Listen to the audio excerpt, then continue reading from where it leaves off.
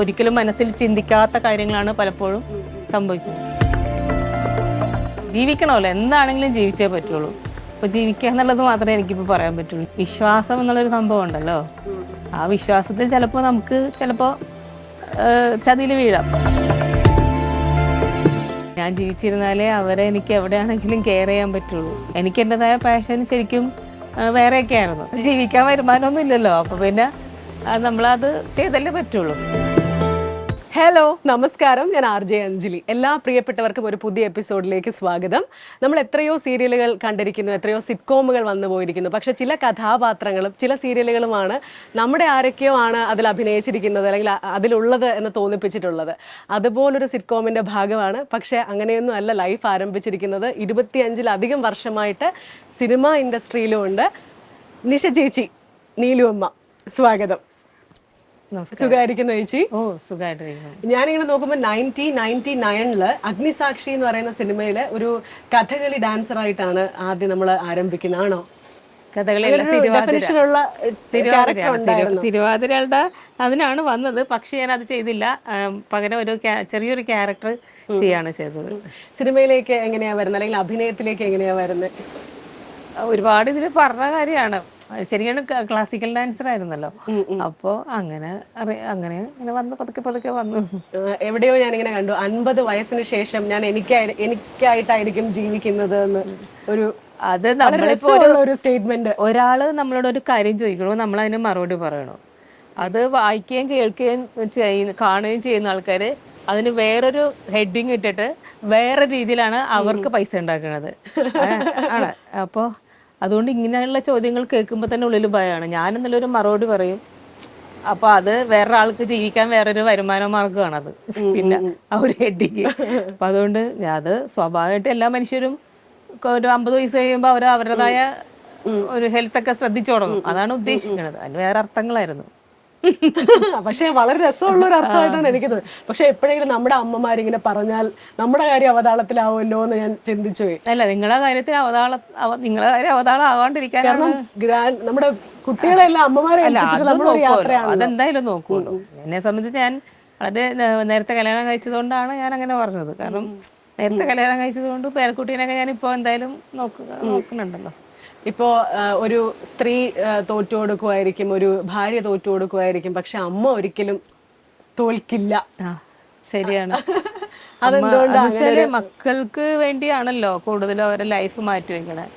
അപ്പോൾ ഇവര് ഉണ്ടെങ്കിലല്ലേ അവരുടെ മക്കളുടെ കാര്യങ്ങൾ അവർക്ക് ശ്രദ്ധിക്കാനും ഓരോന്ന് അറിയാനും അവർക്ക് വേണ്ടത് പറഞ്ഞു കൊടുക്കാനും നല്ല നിർദ്ദേശങ്ങൾ കൊടുക്കാനും ഒക്കെ പറയുന്നത്. അപ്പോൾ പിന്നെ അതുപോലെ തന്നെ ആ വാക്കിൻ്റെ അർത്ഥം എന്തെന്ന് വെച്ചാൽ, ഈ അമ്മയ്ക്ക് എന്തെല്ലാം പ്രതിസന്ധികൾ ഉണ്ടായാലും ജീവിതത്തിൽ ചിലപ്പോൾ ഒരുപാട് കാര്യങ്ങളിൽ തോറ്റുപോയിട്ടുണ്ടാവും. തുടക്കം തൊട്ടേ തോൽക്കുന്ന ഒരുപാട് അമ്മമാരും ഒരുപാട് ഭാര്യമാരും ഉണ്ടല്ലോ. അപ്പോൾ അങ്ങനെ പോയി അവസാനം വരെ ഇവരുടെ ജീവൻ ദൈവം എടുക്കുന്നിടം വരെ ഇവർ നിൽക്കുന്നതിൻ്റെ കാരണം എന്താണെന്ന് വെച്ചാൽ മക്കൾക്ക് വേണ്ടിയിട്ടാണ്. പിന്നെ ഇവരെ പോരാട്ടം മൊത്തം അല്ലേ, ലോകത്തിലെ ഏറ്റവും വലിയ പോരാളിയാണ് അമ്മ എന്ന് പറഞ്ഞ പോലെ.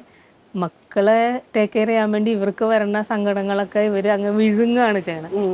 പോട്ടെ, എൻ്റെ പ്രശ്നമല്ലേ, പോട്ടെ, എനിക്കെന്നാലും എൻ്റെ മക്കളുടെ കാര്യങ്ങൾ ഞാൻ ജീവിച്ചിരുന്നാലേ അവരെ എനിക്ക് എവിടെയാണെങ്കിലും കെയർ ചെയ്യാൻ പറ്റുള്ളൂ. ഭൂമിയിൽ നിന്ന് പോയി കഴിഞ്ഞാൽ പിന്നെ നമുക്ക് ഒന്നും ചെയ്യാൻ പറ്റില്ല. അപ്പോൾ അതുകൊണ്ടാണ് ആ ഒരു വേർഡ് ഉപയോഗിച്ചത്. ഇപ്പോൾ ശരിക്കും പറഞ്ഞാൽ അഭിനയിച്ച സിനിമകളുടെ കൃത്യമായിട്ടുള്ള എണ്ണം ഉണ്ടോ? എന്തായാലും 10-90 പടങ്ങളൊക്കെ കഴിഞ്ഞിട്ടുണ്ടാവും. അപ്പൊ ഒരു അവസരങ്ങളും മിസ്സാക്കാത്ത ഒരു സ്ത്രീ എന്നാണ് എനിക്ക് തോന്നിയിട്ടുള്ളത്. എല്ലാ കുഞ്ഞു ക്യാരക്ടർ ആണെങ്കിലും എല്ലാം ട്രൈ ചെയ്തുകൊണ്ടേയിരുന്നു അല്ലെ, തുടക്കം മുതലേ. ജീവിക്കാൻ വരുമാനമൊന്നും ഇല്ലല്ലോ, അപ്പൊ പിന്നെ നമ്മളത് ചെയ്തല്ലേ പറ്റുള്ളൂ. അപ്പൊ ഏത് ഘട്ടത്തിലാണ് ഇത് തന്നെയാണ് എൻ്റെ ഒരു ഇതില് മുന്നോട്ട് പോകാം എന്നുള്ളൊരു തീരുമാനം എടുക്കുന്നത്? അപ്രതീക്ഷയായിട്ട് അഭിനയിക്കാൻ വിളിക്കണോ, പ്രതീക്ഷിച്ചിട്ടില്ലല്ലോ. ഞാനിങ്ങനെ അഭിനയിക്കാൻ ആഗ്രഹിച്ചിട്ടുമില്ല, പ്രതീക്ഷിച്ചിട്ടില്ലായിരുന്നു. അങ്ങനെ ഇരിക്കുമ്പോൾ അഭിനയിക്കാൻ അഭിനയിച്ചു. പിന്നെ അത് തുടരെ പിന്നെ കണ്ടിന്യൂറ്റി അങ്ങനെ വന്നു, അങ്ങനെ അഭിനയിച്ചു. കുറെ വർഷമായിട്ട് നമ്മൾ സ്റ്റാർട്ട് ചെയ്തതാണ് നമുക്ക്. പക്ഷെ ഒരു ബ്രേക്ക് ത്രൂ ഉണ്ടായ ക്യാരക്ടർ എന്ന് പറയുന്നത് ഒത്തിരി വർഷങ്ങൾ കഴിഞ്ഞ് സംഭവിച്ചതാണ്. അപ്പോൾ ഈ കാലയളവിലൊക്കെയും ചേച്ചി എങ്ങനെയാ ചേച്ചിയെ മോട്ടിവേറ്റ് ചെയ്തുകൊണ്ടിരുന്നത്? നമ്മളിപ്പോൾ മോട്ടിവേറ്റ് ചെയ്യാനെന്ന് വെച്ചാൽ ഒരു കഥാപാത്രം ചെയ്യണു, അത് കഴിഞ്ഞ് അടുത്ത കഥാപാത്രം ചെയ്യണു, അതങ്ങനെ പോണു, അതവിടെ കഴിഞ്ഞു, പിന്നെ നമ്മൾ അടുത്തതിലേക്ക് പോകുന്നു. അതിന് പ്രത്യേകിച്ച് മോട്ടിവേഷൻ ഒന്നുമില്ല. അഭിനയിക്കും. ഇനി അടുത്ത് എപ്പോഴായിരിക്കും അടുത്ത ക്യാരക്ടർ വരുന്നത്? അങ്ങനെയൊക്കെ ചിന്തിച്ച് വിഷമിച്ചിട്ടുണ്ടോ? വിഷമിച്ച കാലമുണ്ടോ? അങ്ങനെ നമുക്കിപ്പോ എന്തെങ്കിലും ഒരു ജോലി വേണം, ജീവിക്കാനൊരു ജോലി ഉണ്ടായേ പറ്റുള്ളൂ. അപ്പോൾ ഇത് ചെയ്യുന്നതുകൊണ്ട് നമ്മൾ ഇത് തന്നെ ആഗ്രഹിക്കുള്ളൂ സ്വാഭാവികമായിട്ട്. ഇപ്പൊ വേറൊരു ജോലി ആണെങ്കിൽ അത് നെക്സ്റ്റ് ഒന്ന് ചിന്തിക്കുക. അപ്പൊ ഇതാകുമ്പോൾ നമ്മൾ ഒരിക്കലും അടുത്ത ഒരു എപ്പോഴായിരിക്കും ഇനി അടുത്തത് വിളിക്കുക, അങ്ങനെ ചിന്തിക്കും സ്വാഭാവികം. ഇപ്പൊ സിറ്റ്കോം ആണോ അല്ലെങ്കിൽ സിനിമയാണോ ഏറ്റവും കംഫർട്ടബിൾ? ഏത് കിട്ടിയാലും നമുക്ക് അഭിനയിച്ച് ചെയ്യുമ്പോൾ കാശ് കിട്ടണം, വീട്ടിലെ കാര്യങ്ങൾ നടക്കണം. അപ്പൊ നമ്മള് ജോലി ഇതാണ്, അപ്പൊ അത് നമ്മൾ ഭംഗിയായിട്ട് ചെയ്യാൻ ശ്രമിക്കുക എന്നുള്ളതാണ്. അപ്പൊ എല്ലാം നല്ലത് തന്നെയല്ലേ. കലയ്ക്ക് വേണ്ടി ഞാൻ എന്റെ സർവവും ത്യജിക്കുന്നു, ആ ഒരു കൺസെപ്റ്റ് അല്ല. എന്റെ ജോലി ഇപ്പൊ ഒരു അഭിനയ തൊഴിലാളി അങ്ങനെ പറയാനാണ് ഇഷ്ടം. പിന്നെ എല്ലാവരും തൊഴിലാളികളാണ് ഇല്ലേ. നമുക്കൊരു ജോലി ചെയ്യാന്ന് പറഞ്ഞാൽ ഒരു തൊഴിലാളിയാണ്. അപ്പൊ അഭിനയ തൊഴിലാളിയാണ്, എന്റെ തൊഴിലാണത്. പാഷൻ എന്ന് പറയുന്നത് വേറെയാണ്. ഇപ്പൊ നമ്മളൊരു ജോലി ചെയ്യുമ്പോൾ അതെന്റെ പാഷനാണ്. അപ്പൊ എന്റെ പാഷൻ എന്ന് പറയാൻ എനിക്ക് ആഗ്രഹമുണ്ട്. പക്ഷെ പാഷൻ ചെയ്യുമ്പോഴും അന്നം മുട്ടാതെ എന്ന പാഷൻ നോക്കാൻ പറ്റുള്ളൂ. കാരണം വെച്ചാൽ എനിക്ക് എന്റേതായ പാഷൻ ശരിക്കും വേറെയൊക്കെ ആയിരുന്നു. അപ്പൊ അതെനിക്ക് പോവാൻ പറ്റിയില്ല, അത് ചെയ്യാൻ പറ്റിയില്ല. അതൊക്കെ അങ്ങനെ പോയി. പിന്നെ എങ്ങനെയോ അഭിനയിക്കാനായിട്ട് വന്നു. അത് ഈശ്വരനായിട്ട് എന്നെ അവിടെ കൊണ്ടുവന്നു, അത് ചെയ്തു. അതിൽ ദൈവത്തിന്റെ അനുഗ്രഹം കൊണ്ട് അത് രക്ഷപ്പെട്ടു. എനിക്ക് രക്ഷപ്പെട്ടു എന്ന് തന്നെ പറയാൻ പറ്റുള്ളൂ. കാരണം ഞാൻ ഒരിക്കൽ പോലും പ്രതീക്ഷിച്ചില്ല. അപ്പോൾ അതിലിങ്ങനെ പിടിച്ചു നിൽക്കാൻ ശ്രമിക്കുകയാണ്. പിടിച്ചു നിൽക്കാന്നുള്ളതേ പറ്റുള്ളൂ. നമുക്ക് എത്രത്തോളം നിൽക്കാൻ പറ്റുന്ന ദൈവത്തിന്റെ. പൈസ തരാതെ ആൾക്കാര് അതിന് വേണ്ടിട്ട് വാദിക്കേണ്ടിയൊക്കെ വന്നിട്ടുണ്ടോ? ഒരുപാട് തവണ വിളിക്കേണ്ടിയൊക്കെ വന്നിട്ടുണ്ടോ? ഇല്ല, അങ്ങനെ ഒരുപാട് വിളിക്കേണ്ടിയൊക്കെ വന്നിട്ടുണ്ട്. പക്ഷെ ചിലതൊക്കെ നമ്മളിപ്പോ പറഞ്ഞ പ്രതിഫലം ചിലപ്പോൾ കിട്ടില്ല ചിലതിനൊക്കെ. അപ്പോൾ കുറെ പ്രാവശ്യം വിളിച്ചിട്ട് കിട്ടിയില്ല, എന്ത് ചെയ്യാൻ പറ്റും? ചെയ്യാൻ പറ്റില്ല. ഇപ്പൊ എത്ര രൂപ കിട്ടാനുണ്ടാവും? ഇല്ല, അങ്ങനെ ഒരുപാടൊന്നും ഇല്ല കേട്ടോ. എനിക്ക് അങ്ങനെ അങ്ങനെ ഈ അടുത്താണ് എനിക്കൊരെണ്ണം അങ്ങനെ സംഭവിച്ചത്. മുമ്പൊക്കെ എനിക്ക് അങ്ങനെ കിട്ടാതെ വന്നിട്ടൊന്നുമില്ല. ഒരു പടത്തിൽ പോലും അങ്ങനെ കിട്ടാതെ വന്നിട്ടില്ല. ഈ അടുത്തൊരെണ്ണം എനിക്ക് എന്റെ പകുതി കിട്ടിയുള്ളൂ, പകുതി കിട്ടിയില്ല. പിന്നെ ഒരെണ്ണത്തിന് ഒരു GST കിട്ടിയില്ല. ഇത്രേ സംഭവിച്ചിട്ടുള്ളൂ, അല്ലാതെ അങ്ങനെ വന്നിട്ടില്ല. ഇപ്പം വളരെ നേരത്തെ വിവാഹം കഴിച്ചു എന്ന് ചേച്ചി പറഞ്ഞല്ലോ. അപ്പോ അതാണോ എപ്പോഴെങ്കിലും നമുക്ക് കരിയറിലോ അല്ലെങ്കിൽ നമ്മുടെ ലൈഫിലോ ഒരു കാര്യം ചേഞ്ച് ചെയ്യണം എന്ന് തോന്നിയാൽ ചിലപ്പം അത് അത്രയും നേരത്തെ വിവാഹം കഴിക്കേണ്ടിയിരുന്നില്ല, ആ തീരുമാനമായിരിക്കോ? എല്ലാം നിയോഗമാണ് കുട്ടി. എന്ന് വെച്ചാൽ നമ്മൾ പ്രതീക്ഷിക്കണില്ലല്ലോ. നമ്മൾ ജനിക്കുന്നു എന്നുള്ളതാണ് ഏറ്റവും വലിയ സത്യം. പിന്നെ മരിക്കും എന്നുള്ളതാണ് അതിനേക്കാൾ വലിയ സത്യം. ഇതിനിടയ്ക്ക് എല്ലാം സംഭവിക്കുന്നത് നിയോഗമാണ് അല്ലേ. എന്ത് സംഭവിക്കുന്നത് നമുക്ക് ഒരിക്കലും പ്രവചിക്കാൻ പറ്റില്ല. ജനിച്ചു, എന്തായാലും ജനിച്ചു, പിന്നെ മരണം വരെ ജീവിക്കുക. ആ ജീവിക്കുന്നിടയ്ക്ക് എന്തൊക്കെ സംഭവിക്കും നമ്മൾ ചിന്തിക്കുന്നതിനപ്പുറമാണ് സംഭവിക്കുന്നത്. നമ്മൾ ഒരിക്കലും മനസ്സിൽ ചിന്തിക്കാത്ത കാര്യങ്ങളാണ് പലപ്പോഴും സംഭവിക്കുന്നത്. അപ്പൊ അതുകൊണ്ട് അങ്ങനെ സംഭവിക്കും. ഇങ്ങനെ നമ്മൾ ആലോചിക്കും, ദൈവമേ അങ്ങനെ സംഭവിച്ചു, ഇങ്ങനെ നടന്നിരുന്ന എനിക്ക് അത് ചെയ്യാമായിരുന്നു എന്നൊക്കെ നമുക്ക് ആലോചിക്കാനേ പറ്റുള്ളൂ. ഒന്നും നമുക്ക് അങ്ങനെ തന്നെ സംഭവിക്കുള്ളൂ എന്ന് പറയാൻ പറ്റില്ലല്ലോ. ഇപ്പം ശരിക്കും പറഞ്ഞാൽ നമ്മൾ ഒരുപാട് ആഗ്രഹിച്ച് കണ്ടിരുന്ന ഒരു സിറ്റ്കോം കുറെ എന്തൊക്കെയോ ഇപ്പൊ മുടിയൻ മാറി, അതിനുശേഷം ചേച്ചി ഒരു വിഷയവുമായിട്ട് വരുന്നു. അപ്പൊ മലയാളികൾ ഒന്നടങ്കമാണ് അത് ഏറ്റെടുത്തത്. പക്ഷെ വീണ്ടും എന്തൊക്കെയോ സംഭവങ്ങൾ. അപ്പൊ അത് നമ്മൾ ഇത്രയും കാലം അത്രയും ആസ്വദിച്ച് ചെയ്തുകൊണ്ടിരുന്ന ഒരു കാര്യം അത് ഇപ്പൊ ഇങ്ങനെ തെന്നി പോകുന്നത് കാണുമ്പോൾ ചേച്ചിക്ക് എന്താ തോന്നുന്നത്? അത് അങ്ങനെ സംഭവിച്ചു. ഇനി നമ്മള് നെക്സ്റ്റ് എന്ന് പറയാൻ നമ്മൾക്ക് എന്താണോ ദൈവം വിധിച്ചിരിക്കുന്നത്, അതിലാണെങ്കിൽ അതില്ലെങ്കിൽ മറ്റൊന്നിലാണെങ്കിൽ മറ്റൊന്ന് അല്ലേ. ജീവിച്ചേ പറ്റുള്ളൂ എന്താണെങ്കിലും. ഇനി ആ ഒരു ടീം സംഭവിക്കില്ലേ ഇതുപോലെ ഒരുമിച്ച് വരാൻ സാധ്യതയുണ്ടോ? അറിയില്ല, അതെനിക്ക് അറിയില്ല. ഞാൻ പറഞ്ഞല്ലോ, എല്ലാം നമ്മൾ ആഗ്രഹിക്കുന്ന പോലെ നമ്മൾ ചിന്തിക്കുന്ന പോലെ ഒന്നും സംഭവിക്കണമെന്നില്ല, നിർബന്ധമില്ല ഇല്ലേ. അതെങ്ങനെയാണോ സംഭവിക്കുന്നത് അങ്ങനെ സംഭവിക്കട്ടെ. ജീവിക്കണമല്ലോ, എന്താണെങ്കിലും ജീവിച്ചേ പറ്റുള്ളൂ. അപ്പൊ ജീവിക്കുക എന്നുള്ളത് മാത്രമേ എനിക്കിപ്പോ പറയാൻ പറ്റുള്ളൂ. ജീവിക്കണം എന്തായാലും. ഇപ്പൊ ഒരു വിവാദം വരുമ്പോ അതിൽ അഭിനയിച്ച സകല സ്ത്രീകളെയും തെരഞ്ഞു പിടിച്ച് സോഷ്യൽ മീഡിയ അറ്റാക്ക് ചെയ്യുന്നതൊക്കെ നിങ്ങളാണോ അല്ലെങ്കിൽ എല്ലാവരിലേക്കും ഒരു ദിവസം വന്നവരുടെ അടുത്ത് പോലും എന്താണത് ആ ഒരു വേറൊരു കണ്ണിലൂടെ സോഷ്യൽ മീഡിയ കാണുന്നു, എന്താണ് ശരിക്കും നടന്നതെന്ന് മനസ്സിലാക്കാതെ അവര് പ്രതികരിക്കുന്നു. അപ്പോൾ സോഷ്യൽ മീഡിയയുടെ അടുത്ത് ചേച്ചിക്ക് എന്താ പറയാനുള്ളത്?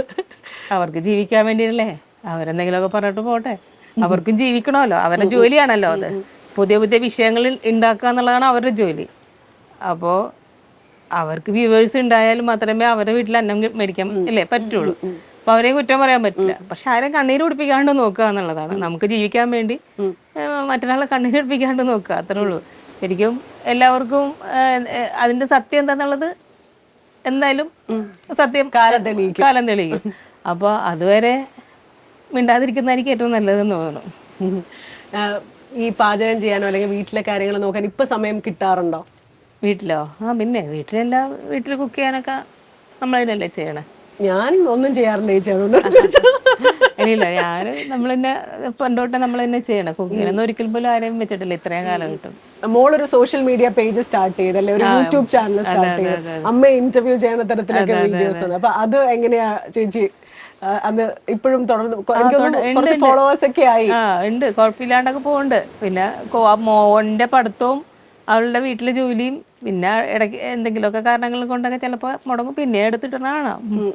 ഇപ്പം ഇത്രയും വർഷമായിട്ട് നമ്മൾ ഈ ഒരു ഇൻഡസ്ട്രിയിലുണ്ട്, പല പല അനുഭവങ്ങളിലൂടെ കടന്നു, ഇപ്പോഴും അനുഭവങ്ങളുടെ ഒരു കൂമ്പാരമുണ്ട്.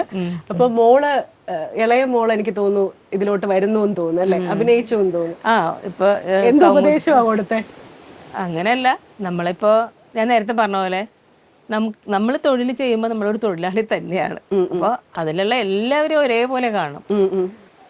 ആരെയും കാറ്റഗറി അനുസരിച്ച് കാണാതെ ഡയറക്ടർ ആണെങ്കിലും പ്രൊഡ്യൂസർ ആണെങ്കിലും ആർട്ടിസ്റ്റ് ആണെങ്കിലും ടെക്നീഷ്യൻസ് ആണെങ്കിലും എല്ലാവരും ഒരേപോലെ കണ്ട് സ്നേഹിക്കാൻ പഠിക്കുക, എളിമയോടെ നിൽക്കുക, അത്രേ ഉള്ളൂ. ആരെയും വിശ്വസിക്കാൻ പറ്റാത്തൊരു സാഹചര്യം ഉണ്ടോ ഇതിനകത്ത്? അത് നമ്മളിപ്പോ എല്ലാവരും ആരെയും വിശ്വസിക്കാൻ പറ്റാത്ത സാഹചര്യം എല്ലായിടും ഉണ്ട്, ഒരു സ്ഥലത്ത് മാത്രമല്ലല്ലോ. നമ്മളിപ്പോ ലോകത്ത് യാത്രയിൽ പോലും നമുക്ക് കൂടെ യാത്ര ചെയ്യുന്ന ആൾക്കാരെല്ലാവരും നമ്മൾ ടേക്ക് കെയർ ചെയ്യണമെന്ന് നിർബന്ധമുണ്ടോ? ഇല്ല. അപ്പോൾ നമ്മൾ ലൈഫ് എന്ന് പറഞ്ഞൊരു യാത്രയാണ്. ആ ലൈഫിൽ ആ യാത്രക്കിടയിൽ പല തലത്തിലുള്ള ആൾക്കാരുണ്ടാവും.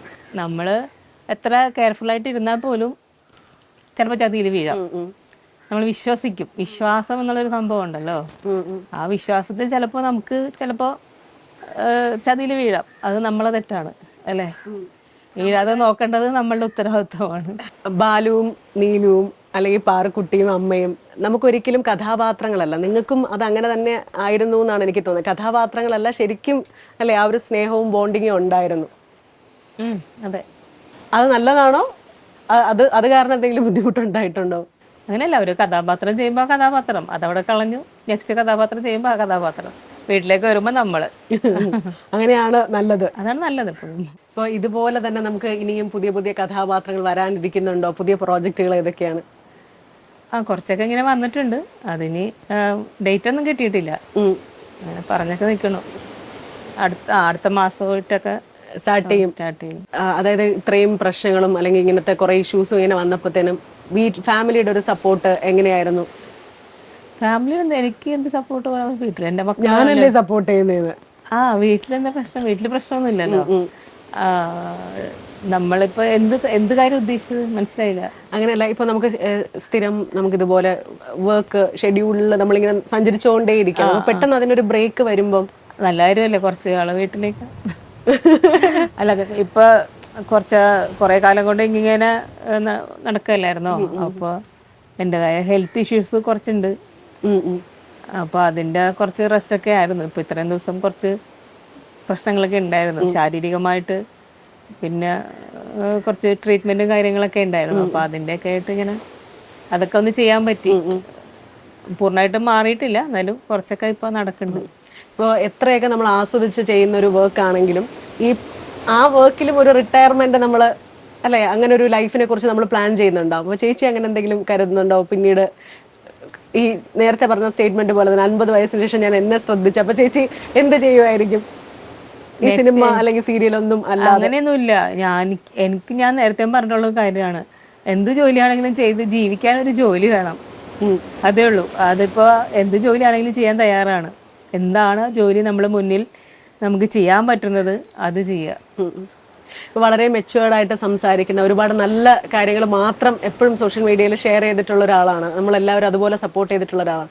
ഇപ്പോൾ സ്ത്രീകൾക്ക് ഇപ്പോൾ ചേച്ചിക്ക് എന്തെങ്കിലും ഒരു ഉപദേശമോ അല്ലെങ്കിൽ എന്തെങ്കിലും ഒരു അഭിപ്രായങ്ങൾ എടുക്കുമ്പോൾ അല്ലെങ്കിൽ ജീവിതത്തിൽ എന്തെങ്കിലും ഒരു ഇപ്പം എല്ലാവരോടും പറയാനുള്ള ഒറ്റ കാര്യമുള്ളൂ, നമ്മളെ വിശ്വസിക്കുന്നത് പോലെ നമുക്ക് മറ്റൊരാളെ വിശ്വസിക്കാൻ പറ്റില്ല ഒരിക്കലും, ഇല്ലേ? ഇതിപ്പോ വീട്ടിലുള്ളവരാണെങ്കിലും പുറത്തുള്ളവരാണെങ്കിലും എവിടെയുള്ളവരാണെങ്കിലും നമുക്ക് മാത്രമേ നമ്മളെ വിശ്വസിക്കാൻ പറ്റുള്ളൂ. വേറൊരാൾക്ക് നമ്മളെ വിശ്വസിക്കാൻ പറ്റില്ല. അതുകൊണ്ട് ആ വാക്ക് എപ്പോഴും ഓർത്തിരിക്കുക.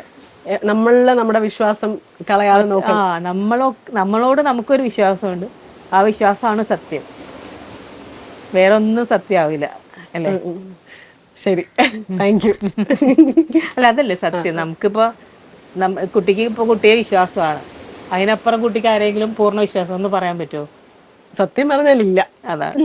അതുകൊണ്ട് അത്രയേ ഉള്ളൂ. ഇപ്പൊ ഒരാളോട് പറയാൻ പറ്റുന്നത് ഇത്രയേ ഉള്ളൂ. അതെ പറഞ്ഞു. എന്തായാലും ഒരുപാട് സന്തോഷം ഇത്രയും തിരക്കുള്ള ഒരു സമയത്ത് നമുക്ക് വേണ്ടിയിട്ട് കുറച്ച് സമയം അനുവദിച്ചു തന്നതിന്. താങ്ക് യു ചേച്ചി. സന്തോഷം. Thank you.